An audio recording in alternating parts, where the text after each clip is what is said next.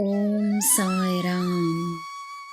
ನನ್ನ ಮುದ್ದಿನ ಮಗುವೆ, ನನ್ನ ಈ ಸಂದೇಶಗಳಿಗೆ ದಿನವೂ ನೀನು ಕಾಯುತ್ತಿರುವ ಹಾಗೆಯೇ ನೀನು ನಿನ್ನ ಜೀವನ ಬದಲಾಗಲು ಕಾಯುತ್ತಿರುವುದು ನನಗೆ ತಿಳಿದಿದೆ.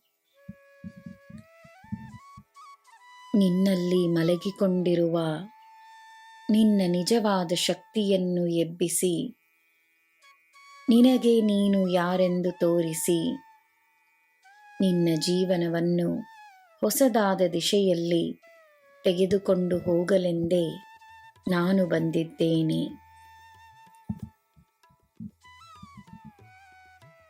ನೀನು ತೋರಿಸುವ ಅದೇ ನಿಷ್ಠೆ ಎಲ್ಲರೂ ತೋರಿಸುತ್ತಾರೆ ಎಂದು ಅಪೇಕ್ಷಿಸಬೇಡ.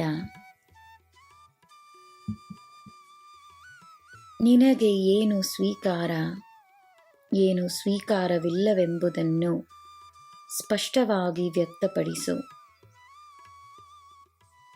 ನಿನ್ನಿಂದ ಯಾರು ಏನು ಅಪೇಕ್ಷಿಸಬಹುದು, ಏನು ಅಪೇಕ್ಷಿಸಬಾರದು ಎಂಬುದನ್ನು ಕೂಡ ಸ್ಪಷ್ಟವಾಗಿ ವ್ಯಕ್ತಪಡಿಸು.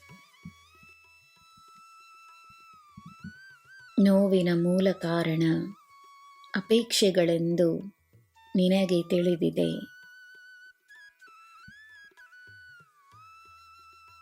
ದಾರಿ ತಪ್ಪಿ ಹೋಗುವವರನ್ನು ಸರಿಯಾದ ದಾರಿಗೆ ತರಲು ನೀನು ಮಾಡುವ ಪ್ರಯತ್ನವನ್ನು ನಾನು ನೋಡುತ್ತಿದ್ದೇನೆ.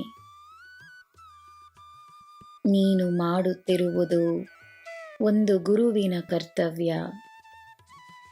ನಿನ್ನ ಪ್ರಯತ್ನವನ್ನು ನಾನು ಮೆಚ್ಚಿದ್ದೇನೆ. ಅದೇ ಸಮಯ ನನ್ನ ಮಗುವೇ, ನಿನ್ನಿಂದಾಗುವಷ್ಟು ಮಾಡು. ಉತ್ತಮವಾದ ಪ್ರಯತ್ನವನ್ನು ಮಾಡು. ನಿನ್ನ ಜೊತೆಯೇ ನಾನಿದ್ದೇನೆ.